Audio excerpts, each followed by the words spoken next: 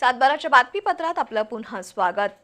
शेतीमध्ये आधुनिकता आणण्यासाठी तसंच शेतकरी सभासदांना नवीन तंत्रज्ञानाची माहिती अवगत होण्याच्या दृष्टीनं भोगावती सहकारी साखर कारखान्यातर्फे स्वर्गीय आमदार पी.एन. पाटील यांच्या 73व्या जयंतीनिमित्त 2 ते 5 जानेवारी या काळात कारखाना कार्यस्थळावर भोगावती भूमाता कृषी प्रदर्शनाचं आयोजन करण्यात आलंय।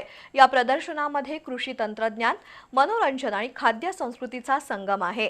तसंच महिला सभासद आणि कुटुंबियांना भोगावती कारखाना पाहण्याची संधी मिळणार आहे, अशी माहिती कारखान्याचे अध्यक्ष प्राध्यापक शिवाजीराव पाटील यांनी पत्रकार परिषदेत दिली। स्वर्गीय आमदार पी.एन. पाटील यांच्या 73व्या जयंतीनिमित्त भोगावती सहकारी साखर कारखान्याच्या वतीनं भोगावती कार्यस्थळावर भोगावती भूमाता कृषी प्रदर्शनाचं आयोजन करण्यात आलंय। 4 दिवसांच्या या कृषी प्रदर्शनामध्ये कृषी, तंत्रज्ञान, मनोरंजन आणि खाद्य संस्कृतीचा संगम असणार आहे। शुक्रवारी सायंकाळी 4 वाजता जिल्हा परिषदेचे माजी अध्यक्ष राहुल पाटील यांच्या हस्ते आणि केडीसीसी बँकेचे संचालक ए.वाय. पाटील यांच्या अध्यक्षतेखाली प्रदर्शनाचा शुभारंभ होणार आहे। तसंच 3 तारखेला दिवसभर मनोरंजनाचे कार्यक्रम आणि विविध स्पर्धा संपन्न होणार आहेत। 4 तारखेला सायंकाळी 6 वाजता महिलांसाठी होम मिनिस्टर खेळ पैठणीचा कार्यक्रम तसंच दिवसभरामध्ये कृषीविषयक व्याख्यानं होणार आहेत।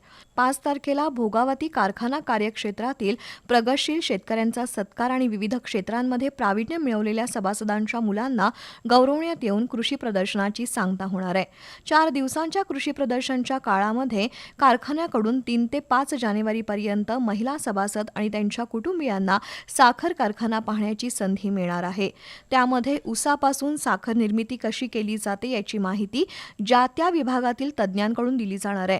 तसंच या 4 दिवसांमध्ये येणाऱ्या सर्व सभासदांना मोफत ऊसाचा रस दिला जाणार आहे। कारखान्यानं तयार केलेल्या कंपोस्ट खतावर 50% अनुदान देऊन हे खत प्रति टन 350 रुपये प्रमाणे सभासदांना दिलं जाणार आहे। तसंच कारखान्यात तयार झालेली S1, S2, M ही साखर सभासदांना टेंडर दरामध्ये विक्री केली जाणार असल्याची माहिती पाटील यांनी दिली। या कृषी प्रदर्शनासाठी कारखाना कार्यक्षेत्रातील सभासदांनी उपस्थित राहण्याचं आवाहन कारखाना प्रशासनानं केलंय। पत्रकार बैठकीसाठी कारखान्याचे उपाध्यक्ष राजाराम कवडे, कार्यकारी संचालक सागर पाटील, संजय पाटील, उदय मोरे, संचालक आणि विविध विभागांचे अधिकारी उपस्थित होते।